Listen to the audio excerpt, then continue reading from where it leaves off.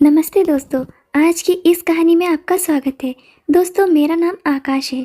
मेरी मौसी बहुत खूबसूरत और जवान थी। वे अपने घर में अकेली रहती थी और मुझे अक्सर अपने पास बुला लेती ताकि उनकी तन्हाई दूर हो सके।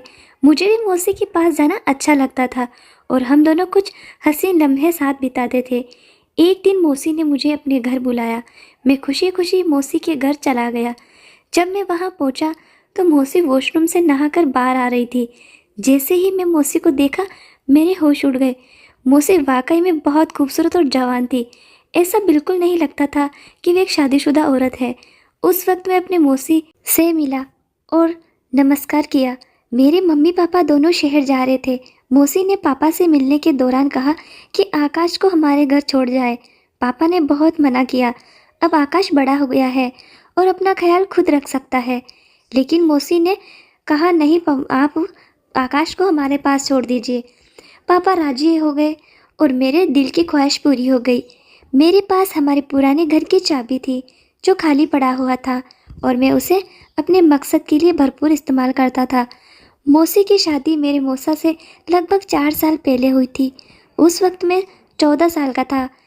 तब भी मौसी को देखकर मुझे बहुत अच्छा लगता था क्योंकि वह न सिर्फ खूबसूरत थी बल्कि धीमे लहजे वाली और भरपूर जिस्म की मालकिन थी।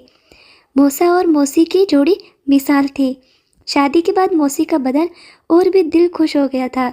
खूबसूरत तो वह पहले से ही थी, लेकिन अब उनका हर हिस्सा अपनी तरफ खींचता हुआ महसूस होता था। एक दिन मौसी घर की सफाई कर रही थी और मैं टीवी देख रहा था। मौसी ने मुझसे पूछा, आकाश बेटा आजकल कॉलेज नहीं जाना क्या? मैंने दिल ही दिल मौसी को बेटा बुलाने पर बुरा मानते हुए कहा, नहीं मौसी, एग्जाम खत्म हो गया है, इसीलिए छुट्टियां है। मौसी ने सिर हिलाया और झुककर मेज पर कपड़ा करने लगी। मुझे समझ नहीं आ रहा था कि क्या करूं और क्या न करूं। 3 दिन गुजर चुके थे। मुझे मौसी के घर आए हुए अभी कुछ ही दिन हुए थे। रात के खाने पर मौसा जी ने मौसी और मुझसे कहा कि उन्हें 30 दिन के लिए शहर जाना है। अगर उन्हें ज़्यादा दिनों के लिए जाना होता तो मौसी को भी साथ ले जाते, मगर इस बार मैं मौसी के घर पर था, इसीलिए उन्होंने अकेले जाना उचित समझा। मैं मौसी की आदतों और दिनचर्या की अच्छी तरह से अवलोकन किया। मैंने देखा कि मौसी चाय का बहुत अधिक सेवन करती है और वह चाय हमेशा खुले दूध की बनाती है, जबकि मुझे डिब्बे के दूध की चाय पीने की आदत है। अगले दिन मैं गेम खेल रहा था और हेडफोन लगाए हुए था। मुझे पता ही न था कि मौसी मेरे साथ आकर बैठ गई थी और मुझे खेलते हुए देख रही थी। हम दोस्त आपस में मजाक कर रहे थे और मैं कुछ बकवास बातें कर रहा था जो काफ़ी गंदी बात थी। मौसी हैरान और परेशान होकर मेरी बातें सुन रही थी। मौसी ने मुझे आवाज़ देकर अपनी मौजूदगी का एहसास दिलाने की कोशिश की, पर म्यूज़िक की वजह से मुझे कुछ सुनाई नहीं दे रहा था। मौसी मेरी बेहुदा बातें काफ़ी देर तक सुनती रही और फिर उठकर अपने कमरे में चली गई। शाम को जब मैं दोस्तों से मिलने बाहर जाने लगा तो मौसी को बताने के लिए उनके कमरे की तरफ गया। उस समय मेरे दिमाग में कुछ खास नहीं था। फिर मैं वापस आकर बेड पर लेट गया। थोड़ी देर बाद मैं मौसी से कहा कि मुझे चाय पीनी है, क्या वह बना देंगे? मौसी मुस्कुराकर बोली, क्यों नहीं मेरे बच्चे, बस 5 मिनट में मैं फ्रेश हो जाऊँ फिर बना देती हूँ, और बाथरूम की तरफ बढ़ गई। मैं गैलरी में जाकर बैठ गया और सामने फूलों को देखने लगा। एक फूल मुझे बहुत पसंद आया। मैंने उसे करीब से जाकर देखा और फिर तोड़ लिया। मौसी मुझे आवाज़ दे रही थी। मैंने जवाब दिया, बाहर हूँ, तो वे हाथ में चाय पकड़े बाहर आई जिसमें 2 कप चाय थे। मौसी एक कप मुझे पकड़ाया और दूसरा खुद उठाकर मेज पर रख दिया। मैंने वे फूल जो मैंने पकड़ा हुआ था मौसी की तरफ बढ़ा दिया। मौसी ने मुस्कुराकर फूल मेरे हाथ से ले लिया और कहा, शुक्रिया मेरे बच्चे। मेरे सारे अरमानों पर पानी फिर गया था। मैंने मौसी की तरफ देखा और पूछा, मौसी आप बोर नहीं होती सारा दिन घर में रहकर? मैं तो बोर हो गया हूँ, कहीं बाहर घूमने चले। मौसी ने जवाब दिया, नहीं आकाश, मैं तुम्हारे मौसा के साथ हर जगह जाती हूँ, लेकिन उनके बिना कहीं नहीं जाती। मैं खामोश होकर चाय पीने लगा। रात के खाने के बाद मैंने एक मूवी लगाई और बैठकर देखने लगा। मौसी भी मेरे पास आकर बैठ गए और मूवी देखने लगे। जब मौसी ने देखा कि मूवी में वही बकवास हो रही है जो मैं दोपहर को गेम खेलते वक्त कर रहा था, तो उन्होंने कहा, अच्छा जी, सारी गालियाँ और बकवास तुमने यहाँ से सीखी है, ये तो बहुत गंदी बात है। तुम बहुत बेहुदा जुबान इस्तेमाल करते हो। शर्म से मेरे पसीने छूट गए। मौसी ने फिर कहा, मैं तुम्हारी माँ से बात करूँगी कि वे तुम पर नज़र रखे। तुम हाथ से निकलते जा रहे हो। मैं नज़र उठाकर कहा देखा और कहा गलती माफ़ कर दे, पर क्या करूँ, सब लड़के इसी तरह की बकवास करते हैं।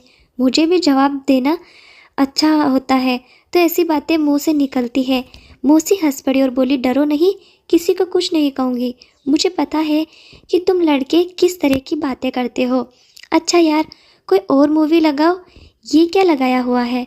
तब जाकर मेरी सांस में सांस आई और मैं मौसी से पूछा, कौन सी मूवी लगाऊं? मौसी ने कहा, कोई इंडियन मूवी लगाओ। एक इंडियन मूवी लगा दी। मौसी मूवी देख रही थी और मैं चोरी चोरी उन्हें देख रहा था। मौसी ने अपनी एक टांग उठाकर दूसरी टांग पर रखी और सोफे की टेक और बाजू से लगाकर आराम से बैठ गई। फिर मैं भी अपनी एक टांग उठाकर दूसरी टांग पर रखी। मुझे लगा कि मौसी ने मेरी इस हरकत को नोट किया है और उनके चेहरे पर हल्की सी मुस्कुराहट आ गई। मैं भी मौसी की तरह दूसरे कोने पर बैठ गया। फिर मौसी ने मुस्कुराते हुए कहा, अपनी पोजीशन सही की और मैं भी सही होकर बैठने में ही बेहतर समझा। मौसी हंस पड़ी और बोली, आकाश, मेरी नकल उतार रहे हो? मैं उनकी तरफ देखा और सिर हिलाया तो उन्होंने मजाक किया। गुस्से से कहा, क्यों, मुझे तंग करना चाह रहे हो? मैं लापरवाही से कहा, हाँ थोड़ा सा, और फिर हंस पड़ी।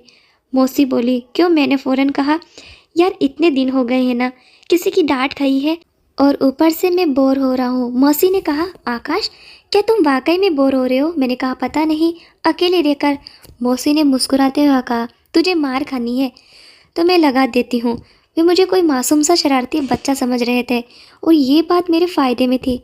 इसी तरह की फिजूल बातें करते करते मौसी मुझे काफ़ी फ्रेंकली हो गई थी। 10 बजे मौसा जी की फ़ोन आया था और मौसी उठकर अपने कमरे की तरफ चल पड़ी। थोड़ी देर मूवी देखी, फिर टीवी बंद किया और अपने कमरे की तरफ जाने लगा।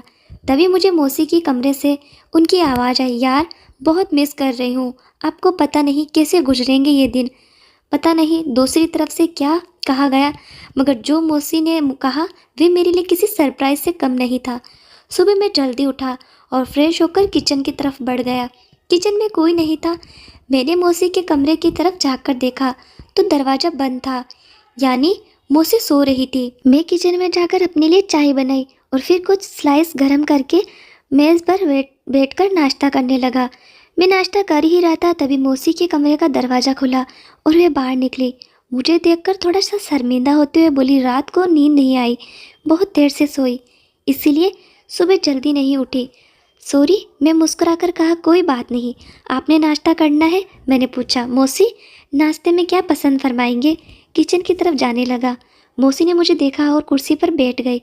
मैं उनकी कुर्सी के पीछे गया और कहा, मौसी, और चाय तैयार है।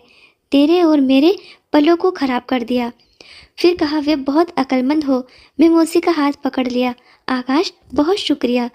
मैं मुंह बनाकर कहा, तो क्या हुआ, मैं आपका दोस्त नहीं हूँ? मौसी ने मेरे गाल पर चुटकी काटी और कहा, दोस्त हो पर कच्चे वाले, आज पक्के वाली दोस्ती कर लो। और मौसी दोनों हाथों को मेरे कानों की तरफ बढ़ाया तो मैं दौड़ लगा दी। मौसी हंसते हुए मेरे पीछे दौड़ पड़े और कहती हुई, तुझे? मौसी रुक गई और मैं अपनी कमर पर हाथ रखकर सांस लेते हुए कहा, ठीक है। फिर वे सामने पड़ी कुर्सी पर बैठ गए। मैं उनके पास गया और कहा, क्या हुआ मौसी? एकदम खड़ी हो गई और मेरे दोनों कान पर चुट्टी काट ली और हंसने लगी। मैं रोने वाली शक्ल बनाते हुए कहा, कोई प्यार की उम्मीद नहीं आपसे। हंसते हुए कहा, यार सॉरी। मौसी मुझसे अलग हुई और कहा, अच्छा मैं कपड़े चेंज करके आती हूँ, मार्केट से कुछ सामान लाना है। मैंने कहा, ओके, मैं भी चेंज कर लूँ, शायद कोई लड़की पसंद कर ले और मेरी भी मौज हो जाए। मौसी मुस्कुराते हुए कहा, एक थप्पड़ मेरी कमर पर मारा और कहा, बताऊँ? आकाश में हैरानी से कहा, किस चीज़ से? बोली, अपनी तूफ़ानी हरकतों से। मैंने कहा, यार ज़िंदगी में थोड़ा रंग भी होना चाहिए, वरना तो सारी उम्र आप मुझे किसी काम का नहीं छोड़े। मौसी को पहले मेरी बात की समझ नहीं लगी, मगर जब लगी तो अपने पाँव से जूती उतारते हुए कहने लगे, शर्म कर। मैं हंसता हुआ अपने कमरे में घुस गया। थोड़ी देर बाद मैं कमरे में बाहर आया और सोफे पर बैठकर टीवी देखने लगा। थोड़ी ही देर में मौसी भी बाहर आ गई।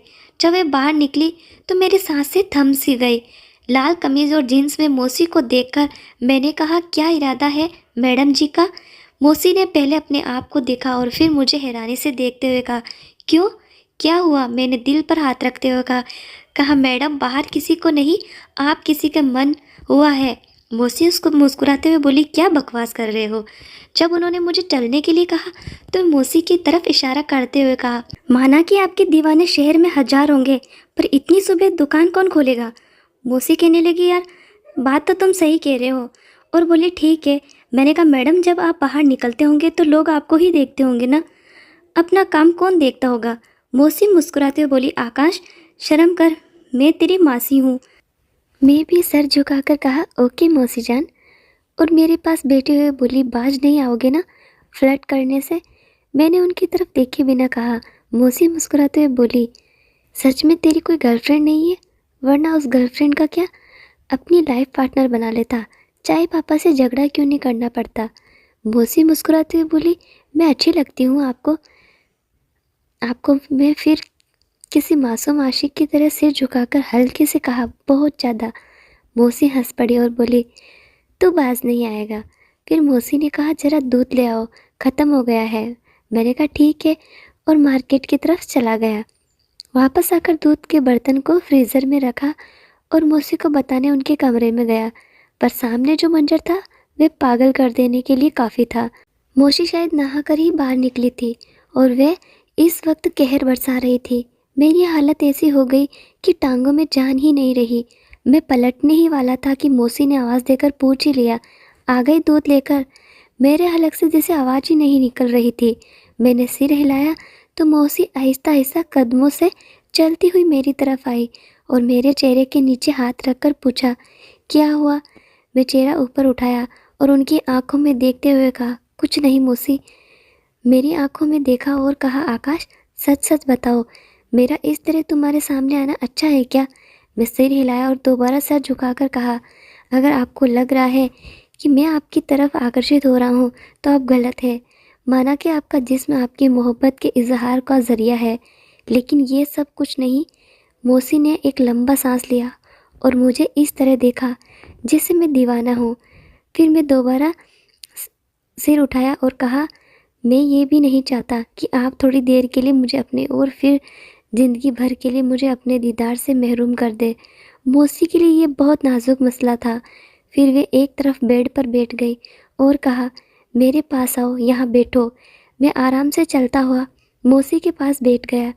उन्होंने मेरा हाथ पकड़कर अपने दूसरे हाथ पर रखा और कहा, आकाश जो मिल जाए इस पर शुक्र करना चाहिए। मौसी के जहाँ में क्या चल रहा था, ये उस वक्त वहाँ से मैदान छोड़कर भाग जाने वाली बात थी। मैं सुकून से कमरे में वापस आ गया। तभी मुझे लगा कि मौसी अंदर रो रही है। मैं दरवाजे के पास गया और कहा, आप ठीक है? अंदर से कोई जवाब नहीं आया, बस सिसकने की आवाज़ बंद हो गई। मैं फिर पूछा, मौसी क्या बात है, क्यों रो रही हो? आप अंदर से आवाज़ आई, आकाश मैं थोड़ी देर के लिए अकेली रहना चाहती हूँ, प्लीज़ अपने रूम में चले जाओ। मैंने कहा, ओके, आप ठीक तो हो ना? मौसी ने कहा, मैं ठीक हूँ। मुझे कुछ समझ में नहीं आ रहा था कि आगे क्या करना चाहिए। मैं जल्दी से वापस आ गया। कुछ देर बाद मौसी भी फ्रेश होकर बाहर आई और मुझसे माफ़ी मांगने लगी। उस दिन के बाद मौसी ने को बहुत ज़्यादा ख्याल रखना शुरू कर दिया, क्योंकि वे बहुत ज़्यादा तन्हाई का शिकार हो गई थी। मैंने मौसा जी को फ़ोन करके वापस घर बुला लिया। मौसी क्योंकि जवान और हसीन औरत थी, इसीलिए अपनी तन्हाई को मिटाने के लिए बहुत ज़्यादा तरस गई थी। लेकिन शुक्र है कि हमारे बीच किसी भी तरह का गलत ताल्लुक़ नहीं बना। कुछ दिन बाद और मौसी के घर में गुजारे। फिर मेरे मम्मी पापा घर वापस आ गए और मैं अपने घर लौट आया। हमेशा ध्यान रखें कि घर में किसी को अकेला छोड़कर न जाए, चाहे वह आपकी बहन हो या बीवी, क्योंकि शैतान कभी भी इंसान को बहका सकता है और इसके कारण इंसान बड़ी गलती कर सकता है। मर्दों को चाहिए कि वे अपनी बहन या बीवी को घर में किसी के साथ अकेला न छोड़े। दोस्तों, अगर आपको ये कहानी पसंद आई हो तो इसे लाइक करें, शेयर करें और चैनल को सब्सक्राइब ज़रूर कर दें। धन्यवाद।